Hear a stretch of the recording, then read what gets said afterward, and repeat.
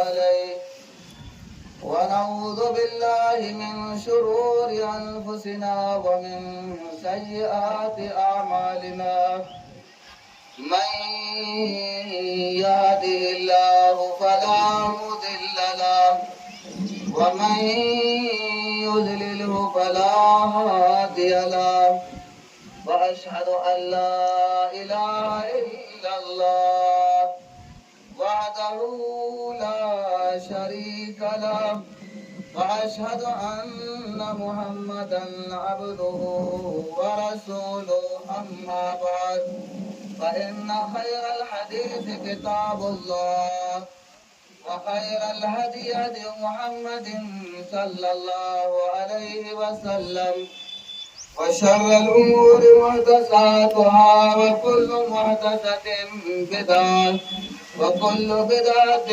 ضلالة وكل ضلالة في النار. أعوذ بالله من الشيطان الرجيم.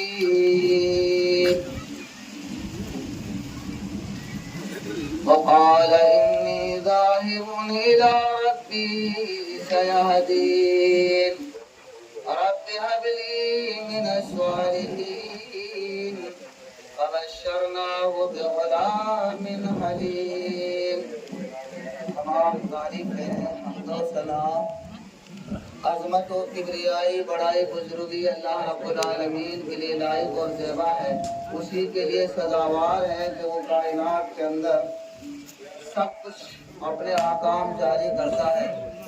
درود و سلام ہو اللہ کے آخری نبی جناب محمد رسول اللہ صلی اللہ علیہ وسلم پر کہ جن کے ذریعے اللہ تعالیٰ نے ہماری ہدایت کا بندوبست کیا.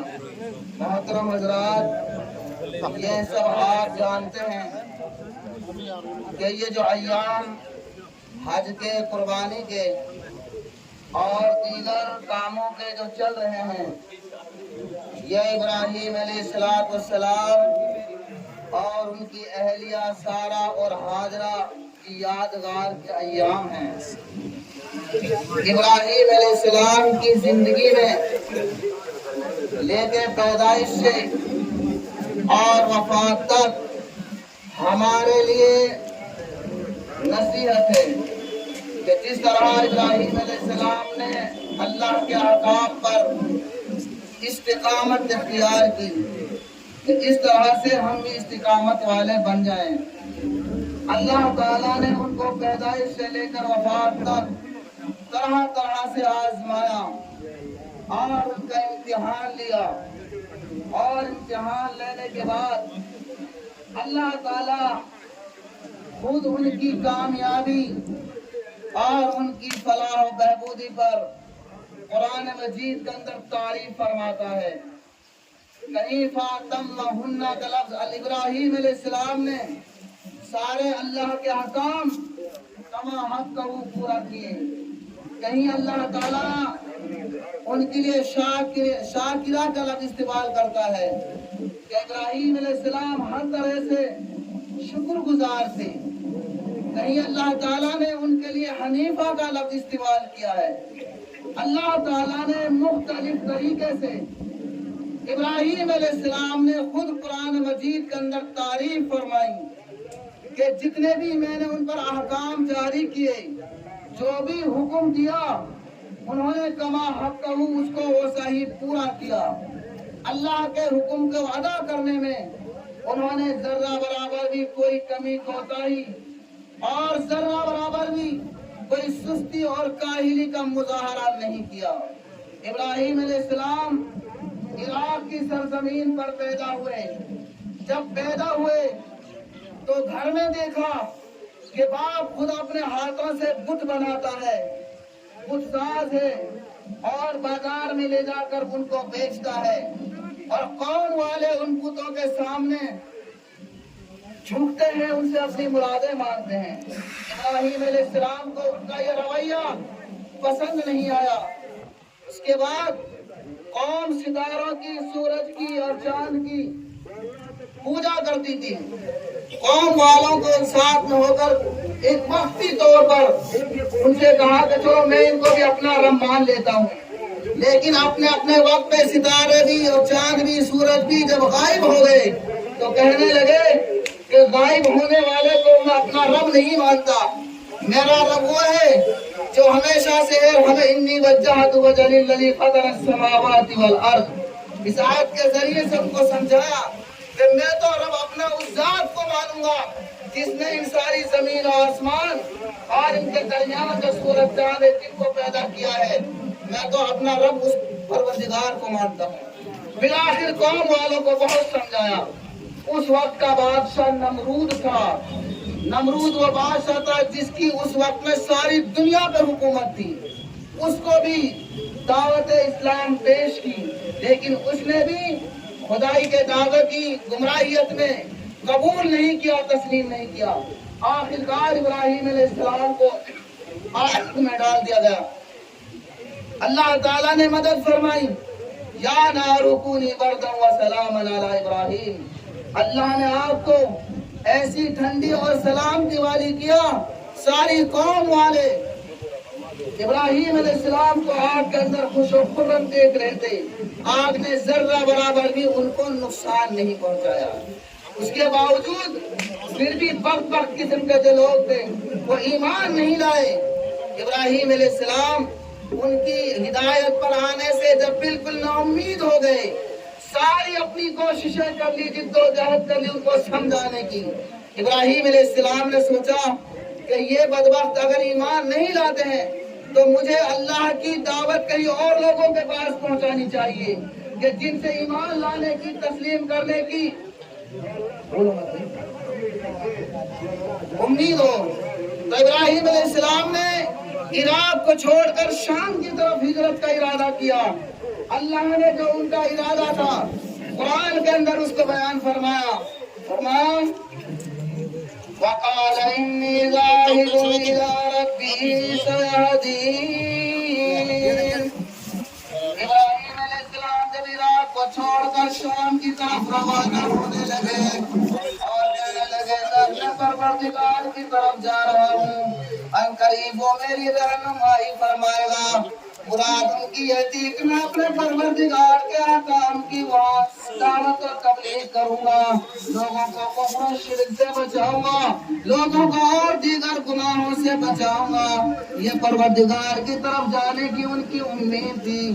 جب عراق کو چھوڑ کر شام کی طرف جانے لگے تو راستے میں مصر ملک پڑتا تھا۔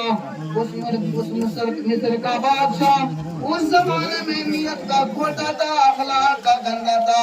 ان کے ساتھ میں ان کی بیوی سارہ تھی، اس کو ساتھ میں لے کر جب سفر کر رہے تھے، اس کے ملک کی سرحد میں ٹھہرا تو اس وقت تک وہ بادشاہ تھا، اگر کسی کے ساتھ کسی کی حسین جمیل خوبصورت بیوی کو دیکھتا اسے چھین لیتا تھا، اس کے شوہر کو مروا دیتا تھا۔ تو جب اس بادشاہ کو پتہ چلا، اس نے اپنے کسی نوکر مزدور کو سارہ کو بلانے کے لیے بھیجا۔ ابراہیم علیہ السلام کو اس بات کا علم ہو گیا تو ابراہیم علیہ السلام نے کہا کہ سارہ اس روئے زمین پر میرے تیرے علاوہ اور لوط کے علاوہ کوئی ایمان والا نہیں ہے۔ اللہ رب العالمین سے میں بھی دعا فریاد کرتا ہوں اور آپ بھی دعا فریاد کیجیے، اللہ تعالیٰ اس ظالم سے، اس گندے سے ہماری عزت و آبرو کی حفاظت فرما لے۔ تو وہ نوکر مزدور سارہ کو اپنے ساتھ بلا کر لے گیا۔ ابراہیم علیہ السلام دعا فریاد میں اللہ رب العالمین سے دعا کرنے میں مشغول ہو گئے۔ الہ العالمین آج میری عزت و آبرو کی حفاظت فرما، سارہ پہ کسی طریقے سے اس ظالم کا حملہ نہ ہو پائے۔ اللہ تعالیٰ نے دعا کو قبول کیا۔ ادھر سارہ جب اس بادشاہ کے پاس گئی اور وہ بادشاہ اس کی طرف بری نیت سے جانے لگا، اللہ تعالیٰ کی طرف سے وہ مدد آئی کہ اسی وقت وہ ظالم پر اللہ تعالیٰ کی پکڑ آئی کہ اس کے ہاتھ پیر اکڑ گئے، جسم میں کپ کپی تاری ہو گئی اور دھڑام دین سی زمین پر گر پڑا۔ وہ سارہ پر ذرہ برابر بھی کوئی ہاتھ نہ اٹھا سکا، ہاتھ نہ لگا۔ آخرکار اس نے دعا کی کہ اے اللہ کی بندی میرے لیے دعا کرو، میں تمہیں پوری نیت کے نہیں دیکھوں گا نہ چھوڑوں گا۔ اور میری حالت صحیح ہو جائے. سارا نے بھی سوچا کہ یہ کم وقت اگر مر گیا تو لوگ تجھے طرح طرح سے تانے دیں گے, باتیں کریں گے, اللہ سے دعا کی تو صحیح ہو گیا. اور اللہ تعالیٰ کو اس کی کرامت بطور عزت اس کے دماغ میں ایسی بیٹھ گئی کہ یہ کوئی, حالانکہ اس سے پہلے سے واقعات اس نے نہ جانے کتنے کیے تھے, لیکن سارا کی عزت اور کرامت اس کے دل کے اندر ایسی بیٹھ گئی کہ یہ اللہ کی کوئی نیک بندی ہے, کوئی اللہ والی ہے, جس کے آج تک جسم پر کسی نے اس طرح آبرو کے اعتبار سے ہاتھ نہیں اٹھایا ہے. اور فوراً انہوں نے حاجرہ کو بطور خادمہ خدمت کے اپنی لڑکی یا کوئی نوکرانی اس کے لیے تاکہ جاؤ تمہارے لیے اور میں لڑکی دیتا ہوں تمہاری ذمہ داری خدمت کیا کرے. تو اس سے پتہ چلتا ہے اگر عورت اپنی عزت و آبرو کی حفاظت کرے تو اللہ تعالیٰ بھی اس کی وہ مدد فرماتا ہے کہ دنیا کے اندر کوئی بھی بدنیت یا بری نظر والا اس پر کبھی بھی بری نیت نہیں ڈال سکتا ہے. اور اگر ڈالے گا تو اللہ تعالیٰ کا اس پر ایسے ہی عذاب آئے گا, ایسے ہی گرفت ہوگی جس طرح سے سارا پر بری نیت کرنے والے بادشاہ پر آیا تھا. تو وہاں شام پہنچے. اب شام میں جب پہنچ گئے رہنے سہنے لگے, ابراہیم علیہ السلام نے اللہ رب العالمین سے دعا کی, اللہ میں 90 سال کا ہو گیا, میرے بعد اس تیرے دین کی دعوت و تبلیغ کا کام کون کرے گا؟ اولاد کوئی نہیں تھی. اور اسی امید سے سارا میں بھی جب حاجرہ اور جوان ہو گئی, مانی ہو گئی, ان کا بھی نکاح ابراہیم علیہ السلام سے لگ گیا کہ جس سے اولاد نہیں ہوتی تو اللہ تعالیٰ ان کے ذریعے سے اولاد دے دے. تو ان سے بھی نکاح کرا دیا. ابراہیم علیہ السلام نے اللہ سے دعا کی, ربی حبلی من الصالحین, کہ اللہ مجھے نیک اولاد عطا فرما. یہاں بھی اپنی دعا کیا کرتے ہیں, اپنے اللہ تعالیٰ سے دعا مانگو تو نیک اولاد کی دعا مانگو. کیونکہ ابراہیم علیہ السلام نے جو دعا مانگی تھی اس میں یہ کہا تھا کہ اللہ مجھے نیک اولاد دے. اگر نیک اولاد ہے تو والدین کے لیے وہ نعمت ہے. اگر اولاد نیک نہیں ہے, بری نکل جائے یا شرابی بن جائے تو وہ اولاد نیک نہیں ہے, اس کے لیے وجہ اس کے لیے رحمت نہیں زحمت ہے, ذلت اور رسوائی کا باعث ہے, تباہی و بربادی کا باعث ہے. اور دنیا کے اندر دیکھ رہے ہیں کہ کتنے لوگ ہیں جن کی اولاد نے جن کو برباد کر دیا, سماج کے اندر ذلیل اور رسوا کر دیا, اور طرح طرح سے ان کی مصیبت کے لیے طرح طرح سے اور زمین و جائیداد تک کو بکوا دیا. تو یہ بھی اللہ سے جب بھی دعا مانگو تو اللہ سے یہ دعا مانگو کہ ربی حبلی من الصالحین, اللہ اولاد دے تو نیک دے, اور اگر اولاد میں کوئی کمی کوتاہی ہو جائے تب بھی اللہ سے دعا مانگو کہ اللہ ہماری اولاد کو نیک و صالح بنا دے. اور اسی کے ساتھ ساتھ ان کی اسلامی اور ایمانی تربیت ہو. دوسرا والدین کا قصور یہ ہوتا ہے کہ اپنے والدین کی تربیت, اپنے بچوں کی تربیت اچھی طرح سے نہیں کرتے. آخر اللہ نے دعا قبول کی. دیکھو اولاد کی تربیت کس طرح ہوتی ہے, اور سب سے پہلے تربیت کے اندر سب سے پہلے جو حصہ ہوتا ہے وہ ماں کا ہوتا ہے. اور ماں نے بھی حاجرہ نے اپنے بچے کی کس طرح سے تربیت کی تھی. اللہ تعالیٰ نے دعا قبول کی. اللہ نے فرمایا کہ ابراہیم تیری دعا قبول ہو گئی, جا ہم نے تیرے لیے اب اولاد عطا کریں گے. اللہ تعالیٰ کا حکم ہو گیا, حاجرہ کے بدن پر بچہ پیدا ہوا, اور پیدا ہونے کے بعد حاجرہ سے ایک بچہ پیدا ہوا, ابھی مناسب کی اولاد نہیں ہوئی. تو جب حاجرہ سے بچہ پیدا ہو گیا تو پھر ان کا شیر خوار بچہ اللہ تعالیٰ نے اب حکم دے دیا, اور امتحان آ گیا, اور بڑی آزمائش. بڑھاپے میں بچہ, گھر کی زیب و زینت ہوتی ہے, چمن ہوتی ہے, گھر سنسان تھا, گھر کے اندر جب کھایا گیا تو زیب و زینت آئی, کچھ خبری آئی, تو اللہ کی طرف سے فوراً حکم آ گیا کہ ابراہیم اب اپنے بچے شیر خوار بچے اسماعیل کو اللہ نے ان کی دعا قبول کی. اسماعیل پر سننے کے یعنی ابراہیم کے اللہ نے دعا سن لی, قبول کر لی, اس کا نام اسماعیل رکھا. اللہ کا حکم آیا کہ ابراہیم اب حاجرہ کو ان کے بچے کو یہاں سے جو ہزاروں کلومیٹر دور جنگل اجاڑ بیابان, جہاں دور دراز تک کوئی بستی نہیں, غیر ذی زراعت जंगल गाँव, कोई खेती बाड़ी नहीं, कोई बस्ती नहीं, सिर्फ पहाड़ियां ही पहाड़ियां और रेत के तूदे ही तूदे, टीले ही टीले नजर आते थे। जाओ वहां बसा, छोड़ के आओ। इब्राहिम अलैहिस्सलाम ने हाजरा से कहा कि अब हमें सफर में चलना है, कहीं जाना है, तुम तैयार हो जाओ। तो हाजरा तैयार हो गई, अपने बच्चे को गोद में लिया, साथ में लेकर चल पड़े। जब उस जगह पर आए जहाँ बसाने का अल्लाह ने हुक्म दिया था, हाजरा को एक पेड़ के नीचे छोड़ा और छोड़कर चलने लगे। हाजरा भी पीछे पीछे अपने बच्चे को उठाकर उनके साथ में चलने लगी और कहने लगे, इब्राहिम यहाँ दूर दराज तक कोई बस्ती नहीं, कोई इंसान नहीं, उजाड़ बयाबान, जंगल वैरान, हमें छोड़कर कहाँ जा रहे हो? इब्राहिम ने मुड़कर भी नहीं देखा, जरा बराबर भी ना सुना।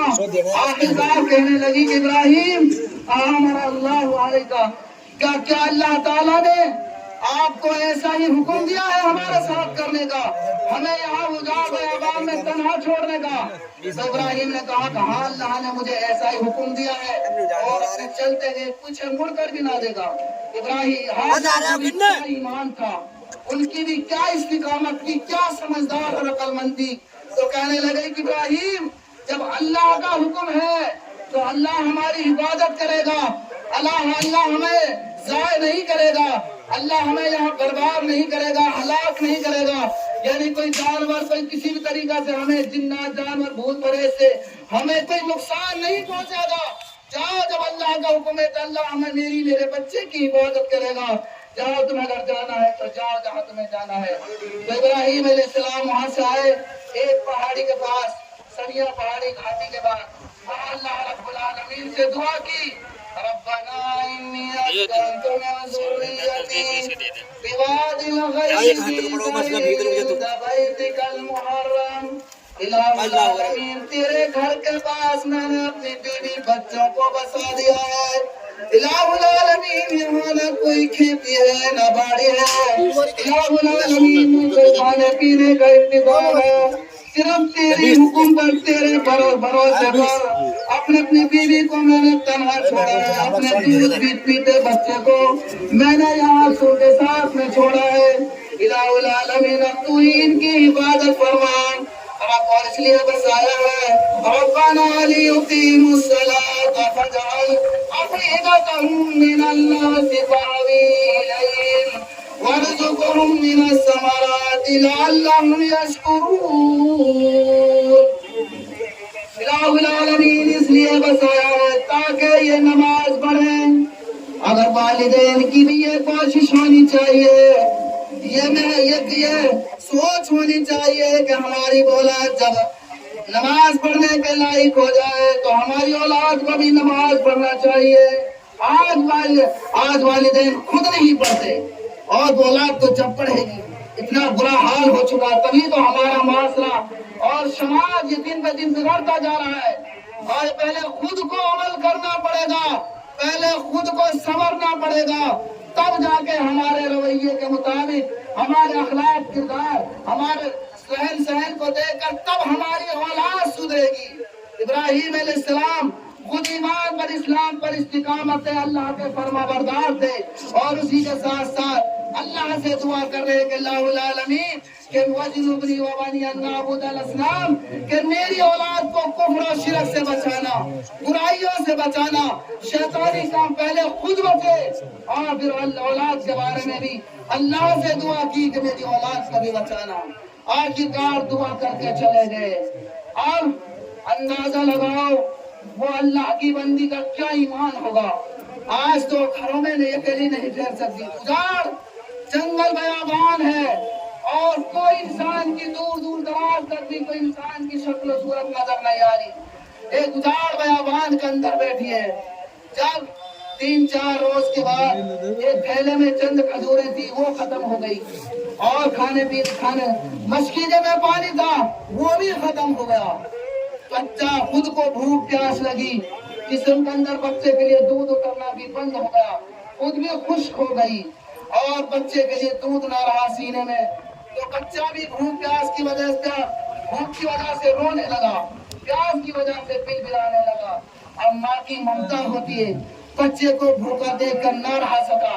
आखिरकार उसी परेशानी इत्तिराबी में उठी اور کریم نے پہاڑی کی اس نیت سے گئی کہ کوئی انسان نظر آ جائے، کوئی مسافر مل جائے، کسی سے میں کوئی کھانے پینے کی چیز مانگ لوں، پانی مانگ لوں، اپنے بچے کو پانی پلا دوں۔ تو گئی پہاڑی پر، ادھر ادھر جا کر دیکھا، کوئی انسان نظر نہیں آیا۔ وہاں سے پھر اتری، پھر دوسری پہاڑی پر گئی کہ شاید کوئی دوسرے سائڈ میں کوئی مسافر، کوئی انسان مسافر مل جائے، اسی سے ہی مانگ لوں۔ دوسری پہاڑی پر گئی، وہاں بھی کوئی نظر نہیں آیا، اور پریشانی اور اضطراری بڑھ گئی، پریشان ہوئی۔ آخرکار اسی پریشانی کے عالم میں کبھی اس پہاڑی پر کبھی اس پہاڑی پر 7 چکر لگا دیے۔ اللہ نے ان کی اس بھاگ دوڑ کو قرآن کے اندر نازل فرمایا۔ دیکھو وہ تھی اللہ کی بندی، ان الصفا والمروہ من شعائر اللہ۔ اللہ نے فرمایا کہ میری نیک بندی جو اپنے بچے کی تو پریشانی میں دوڑ رہی ہے، تیری دوڑ کو میں نے ایسا قبول فرما لیا ہے۔ آج کے بعد جو بھی انسان یہاں آئے گا وہ تیری طرح سے بھی تیرے میرے گھر کی زیارت کرنے آئے گا، حج کرنے آئے گا۔ آج کے بعد جب یہ گھر تیار ہو جائے گا، حج میں فرض کر دوں گا، جو بھی آئے گا تیری طرح سے 7 مرتبہ ہی دوڑ لگائے گا، جس کو بولتے ہیں صحیح۔ بغیر صحیح کے حج مکمل نہیں ہوتا، ضروری ہے۔ اگر صحیح نہیں ہو تو اس کا حج نہیں ہوگا۔ تو 7 دفعہ جب وہ حاضرہ کی طرح سے دوڑ نہ لے گا، آخرکار جب اللہ کا حکم آیا، اللہ نے جبرائیل کو بھیجا کہ جبرائیل جاؤ، اب زیادہ پریشان ہو رہی ہے۔ جبرائیل نے آواز دی، انہوں نے دھیان سے سنا کہ کوئی آواز آئی ہے، پھر اپنے من میں کہنے لگی کہ چپ رہے، دھیان سے پھر دوبارہ سننے لگی، وہاں سے بھاگی ہوئی آئی کہ کہیں بچے کو تنہا چھوڑ کر آئی ہوں، کوئی بچے کو پریشانی نہ ہو جائے۔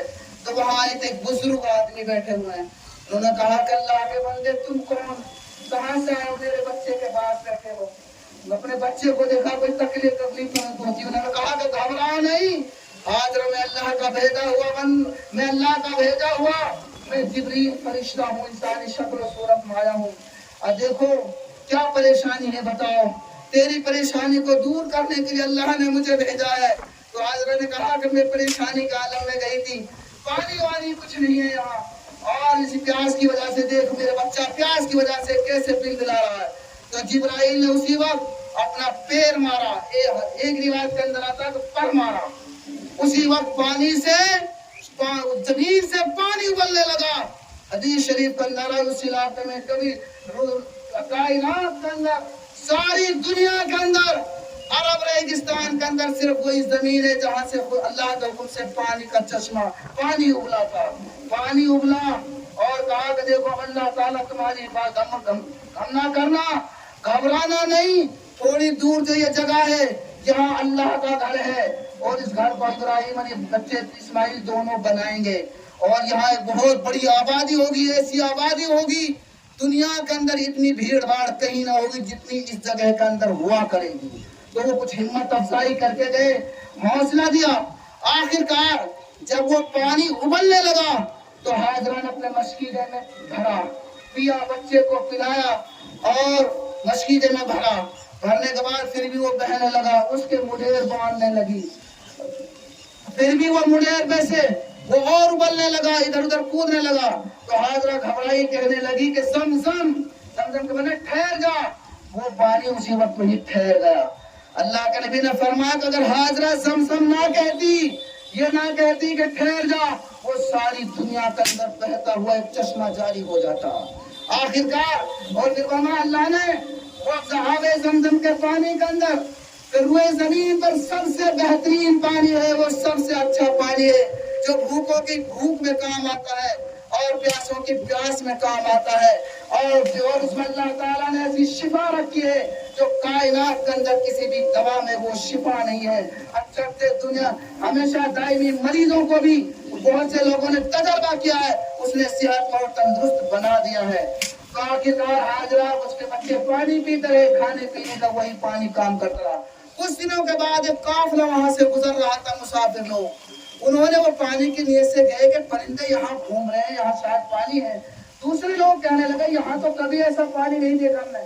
آخرکار گئے تو ایک بڑھیا اور بچہ اور بڑا خوشگوار پانی ہے، انہوں نے جا کے دیکھا، قافلے والوں کو بتایا، انہوں نے جا کر خود نے دیکھا، ان میں آپس میں اختلاف ہوا تھا، تو انہوں نے اجازت مانگی ہم بھی بس جائیں پانی کو دیکھ کر، انہوں نے اجازت دی ہم بس جاؤ، پھر وہاں ایک بستی آباد ہوئی۔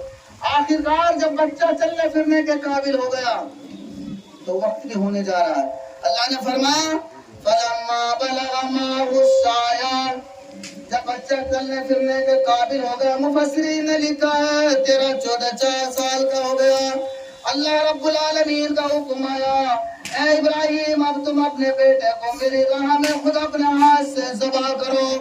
بتاؤ کتنا بڑا امتحان تھا، کتنی بڑی آزمائش تھی۔